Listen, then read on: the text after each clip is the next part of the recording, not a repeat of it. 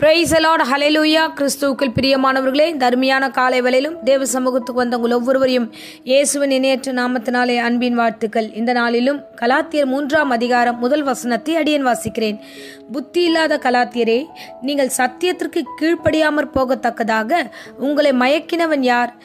இயேசு கிறிஸ்து சிலுவையில் அறையப்பட்டவராக உங்கள் கண்களுக்கு முன் பிரத்யட்சமாய் உங்களுக்குள்ளே வெளிப்பட்டிருந்தாரே.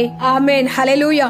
சோ இந்த வசனத்தை கலாத்தியர் சபைக்கு இவ்விதமாய் பவுல் சொல்லுகிறார். புத்தி இல்லாத கலாத்தியரே, நீங்க சத்தியத்திற்கு கீழ்ப்படியாமற் போகத்தக்கதாக உங்களை மயக்கினவன் யார்?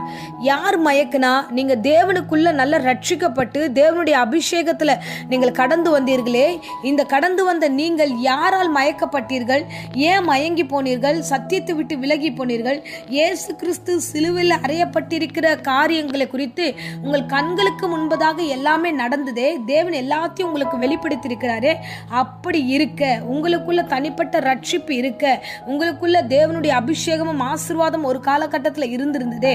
இப்படிப்பட்ட ஒரு சூழ்நிலை இருந்த நீங்கள் யாரால் மயக்கப்பட்டீர்கள்? எப்படி இப்படி கீழ்ப்படியாம தேவையற்ற காரியங்களுக்குள்ளாக நீங்கள் கடந்து போனீர்கள் என்று இவர் விதமாய் கேட்கிறார். ஆமென், ஹல்லேலூயா.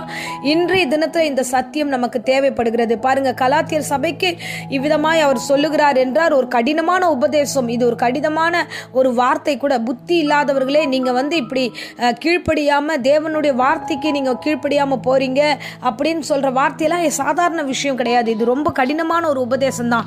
இந்த வார்த்தையை நம்மிடத்துல இந்த காலை வேளையில ஏன் ஆண்டவர் பேசுகிறார்னா, நிறைய பேர் சத்தியத்தை கேட்கிறோம், அந்த சத்தியத்திற்கு கீழ்ப்படியாம நம்ம வாழ்ந்துட்டு இருக்கிறோம். சிலுவையில் அறையப்பட்டவர் இவர்தான், நமக்காக பிரத்யேகமான காரியங்களை செய்கிறவர் இவர்தான், நமக்குள்ள பெரிய ரட்சிப்பை கட்டளிட்டவர் இவர்தான் என்று நல்லா தெரிந்தும் நாம் சத்தியத்திற்கு கீழ்ப்படியாமல் போகிறோம். அவருடைய சத்தத்திற்கு நாம் கீழ்ப்படியாமல் போகிறோம். அவர் சொல்லுகிற வார்த்தைக்கு நாம் கீழ்ப்படியாமல் போகிறோம். ஹல்லேலூயா. அருமையானவர்களே, இந்த நேரத்திலும் கூட தேவன் உங்களோடு கூட பேசுகிறார். தேவன் சொல்லும் வாக்கின்படி, தேவன் சொல்லும் சத்தியத்தின்படி நாம் நடக்கிறோமா? இன்றைய தினத்துல நாம் அதை யோசிக்க வேண்டும். ஏதோ ஒரு காரணத்தினால, ஏதோ ஒரு காரியத்தினால நாம மயக்கப்படுகிறோம். மற்ற உலக காரியங்களில மயக்கப்பட்டு திரிகிறோம். மயக்கப்பட்டு நம்ம கிறிஸ்துவின் வாழ்க்கையிலிருந்து வெளியேறுகிறோம். ஹல்லேலூயா. இன்றைக்கு அதுதான் கலாத்தியர்ல கேட்கிறார் அவர். கலாத்தியரே, உங்களை மயக்கினவன் யார்? தேவ சத்தம் இது சொல்லப்பட்டிருக்கிற நிறைய வார்த்தைகளை நீ கேட்டிருக்கியே. இதை செய்யக்கூடாது, இதை பேசக்கூடாது, இங்க பார்க்க கூடாது, இதை நிற்க கூடாது, இந்த காரியத்தை செய்யக்கூடாது, எல்லாவற்றையும் ஆண்டவர் பேசியிருக்கிறாரே. ஆனாலும் இது எல்லாவற்றையும் மீறி கீழ்ப்படியாம என் பிள்ளையாய் நீ மாறுகிறாயே. ஏன் மாறுற? எதனால இப்படி மாறுற? யார் உன்னை மயக்கினா? எந்த காரியம் உங்களை மயக்கினது என்று இந்த வேளையில கேட்கிறார். ஆமென், ஹல்லேலூயா. மத்தேயு 13ஆம் அதிகாரம் 15வது வசனத்தில் இவ்விதமாக சொல்லப்பட்டிருக்கிறது. இந்த ஜனங்கள், அதாவது இன்றைக்கு ரட்சிப்படைந்து தேவனுடைய வார்த்தைகளுக்குள்ளாக கடந்து வந்து தேவன் சிலுவையில் அறையப்பட்டது எல்லாம் புரிந்து எனக்காக தான் இவர் சிலுவையில் அறையப்பட்டார் என்ற உணர்ந்த ஜனங்களுக்கு மத்தியில எப்படி இருக்காங்களா? கண்களினால் காணாமலும், காதுகளினால் கேளாமலும், இருதயத்தினால் உணர்ந்து மனம் திரும்பாமலும். எப்படி இருக்காங்க? கண்களினால காண முடியும், ஆனா காணல. கேட்க முடியும், கேட்க மாட்டாங்க. இருதயத்துல உணர முடியும், மனம் திரும்ப மாட்டேன்றாங்க. எல்லா வார்த்தைகளும் இவருடைய எல்லா காரியமும் சேருகிறது. ஆனாலும் ஒரு உணர்வு இல்லாதவர்களாய் இவர்கள் காணப்படுகிறார்கள் என்று இயேசு கிறிஸ்து சொல்கிறார். அது மாத்திரமில்ல, அவர்கள் எப்படி இருக்காங்கன்னா, அவருடைய இருதயம் கொழுத்திருக்கிறது. காதால் மந்தமாய் கேட்டு தங்கள் கண்களை மூடிக்கொண்டார்கள். இந்த இடத்துல ஜனங்க என்ன பண்ணுகிறாங்கன்னா, அவங்களுக்கு தேவையான சத்தியத்தை மாத்திரம் வந்தா அதன்படி செய்ய உற்சாகம் வருகிறது. ஓகே, நான் இது செய்கிறேன், வரேன், நான் ஆலயத்துக்கு வருகிறேன், இந்த காரியத்தை செய்கிறேன், அந்த காரியத்தை செய்கிறேன். ஸோ தன்னால முடிந்த காரியத்தை எல்லாத்துக்கும் தலையாட்டி கொண்டு கண்களாலும் காதுகளாலும் எல்லா காரியத்தையும் நிறைவேற்றுகிறவர்களாக, கேட்கறதெல்லாம் நிறைவேற்றுவாங்க, பேசுறதெல்லாம் சொல்லுவார்கள், எல்லாம் பர்ஃபெக்டா இருக்கும். ஒரு காரியம் சொல்லும் பொழுது அதை கேட்க முடியாது. நீங்க இதை விட்டுடுங்க, இது வேண்டாம், இது உங்களுக்குரியது இல்லை, வேண்டான்னு சொல்லும் போது அதை கேட்கறது இல்லை. நீங்க பார்க்காதீங்க, இது தவறுதலான வழிமுறைகள், இது தேவனுடைய வார்த்தை இல்லை, பார்க்காதீங்கன்னா அதை கேட்கிறது இல்லை. ஸோ எந்த காரியம் உங்களுக்கு விருப்பமா இருக்கிறதோ அந்த காரியத்தை கேட்கிறோம், பார்க்கிறோம், செய்கிறோம்.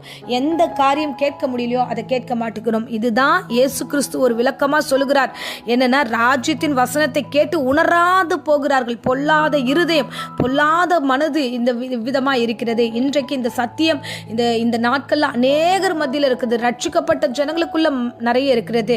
அநேக காரியங்கள் காரியங்களில் உணர்வற்றவர்களாக இருக்கிறோம். அதை தான் கலாத்தியரே என்று சொல்லி பவுல் விதமாய் சொல்லுகிறார். கலாத்தியரே, உங்களை மயக்கினது எது?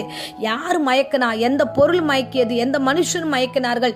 நீங்கள் இப்படி கீழ்ப்படியாமல் எல்லாம் இருந்தும், எல்லாம் ஆண்டவர் கிருபை கொடுத்தும் அது எல்லாத்தையும் பயன்படுத்தாமல் நீங்கள் தூரமாக விலகி நிற்கிறீங்களே. சிலுவையில் அறையப்பட்டவர் உங்கள் கண்களுக்கு முன்பதாக பிரத்யட்சமாய் அல்லவா வெளிப்பட்டார். உங்களுக்கு முன்பதாக உங்கள் வாழ்க்கையில் அவர் வெளிப்பட்டாரே, உங்களுடைய ஆவிக்குரிய வாழ்க்கையில் வெளிப்பட்டாரே. எவ்வளவோ காரியங்களை உங்களுடைய வாழ்க்கையில் அவர் செய்து முடித்திருக்கிறாரே. எப்படி செய்யலன்னு சொல்ல முடியாதே. செய்த தேவனை நீங்கள் கண்டீர்களே, வெளிப்பட்டு இருக்கிறதை நீங்கள் கண்டீர்களே. அப்படி இருக்கும் பொழுது நீங்கள் கீழ்ப்படியாமல் இருக்கிறது நல்லதோ? தேவன் சொல்லுகிற வார்த்தைக்கு கீழ்ப்படிவோம். இன்றைக்கு சத்தியம் ரொம்ப கடினமான சத்தியம்தான். நீங்க தேவனுடைய வார்த்தைக்கு கீழ்ப்படிங்க. காதால கேட்கறதுக்கு படி சத்தியம் என்ன சொல்லுகிறதோ சத்தியத்தின்படி நடந்து கொள்ளுங்க. தேவையில்லாத பொய்யோ, தேவையில்லாத புரட்டுகளோ, தேவையில்லாத அநியாயங்களோ, தேவையில்லாத விஷயங்களோ நீங்கள் பேசாதீங்க, பார்க்காதீங்க, செய்யாதீங்க. சில காரியங்கள் கர்த்தர் சொல்லுவதை கேட்போம்.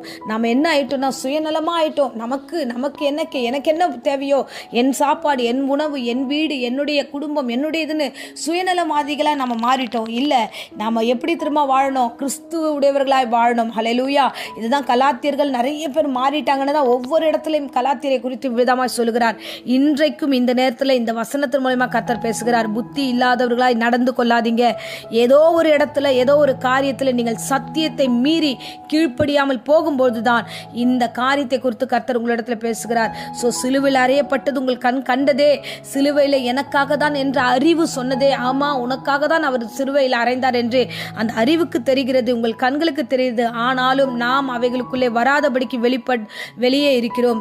இன்றைய தினத்தில் நாம் கடந்து வருவோம். ஆண்டவரே, உங்களுடைய சித்தத்தை செய்கிறோம். ஆண்டவரே, அப்பா, நாங்கள் சத்தியத்தை கீழ்ப்படுகிறோம். ஆண்டவரே, அப்பா, எனக்கு பிரியம் தான், எனக்கு இந்த காரியத்தை செய்யணும் தான். ஆனாலும் ஆண்டவரே, என்னால் செய்ய முடியல என்ற பலவீனத்தில் நீங்க இருந்தீங்கன்னா சொல்லுங்க. ஆண்டவரோட பேசுங்க, ஒப்புரவாகுங்க, தேவனோடு இணக்கமாயிருங்க. ஆமென். அல்லேலூயா. இன்றைக்கு அந்த வசனத்தில் ஆண்டவர் உங்களோடு கூட பேசியிருப்பார் என்று நான் கர்த்தருக்குள்ள விசுவாசிக்கிறேன். அருமையானவர்களே, தேவன் சொல்லுகிறார் பாருங்க, தொடர்ந்து நான் ஆவியில ஆரம்பம் பண்ணின்னு நீங்கள் இப்பொழுது மாமிசத்துல முடிவு பெற போகிறீர்களோ, ஆகையால நீங்கள் சத்தியத்திற்கு கீழ்ப்படிங்க. சத்தியத்தை விட்டுட்டீங்கனாலே மாம்சத்துல விழுந்துருவீங்க. சத்தியத்துல கீழ்ப்படிங்க. ஆரம்பம் எப்படியோ முடிவும் அப்படிதான் இருக்க வேண்டும். ஆரம்பத்துல ரட்சிக்கப்பட்ட நீங்க முடிவில் எடுத்துட்டு போய் மாம்சத்துல முடிக்காதீங்க. கீழ்ப்படியாம போகாதீங்க. சத்தியத்துக்கு கீழ்ப்படிங்க. வெளிப்பட்டவர் உங்கள் வீடுகளிலே உங்கள் மூலமாய் வெளிப்பட்டவர் உங்களோடு தான் இருக்கிறார். உங்களுக்கு முன்பதாக அநேக அற்புதங்களை செய்தவர் இன்னமும் உயிரோடு தான் இருக்கிறார். உங்களுக்கு செய்யவும் வல்லவராயிருக்கிறார். ஆகையால மனம் திருந்தி, மனம் மாறி, நீங்கள் உங்கள் நிலையை அறிந்து செயல்படுங்க. கர்த்தர் உங்களை ஆசீர்வதிப்பார். இப்போதும் அடியேன் உங்களுக்காக ஜெபிக்கிறேன்.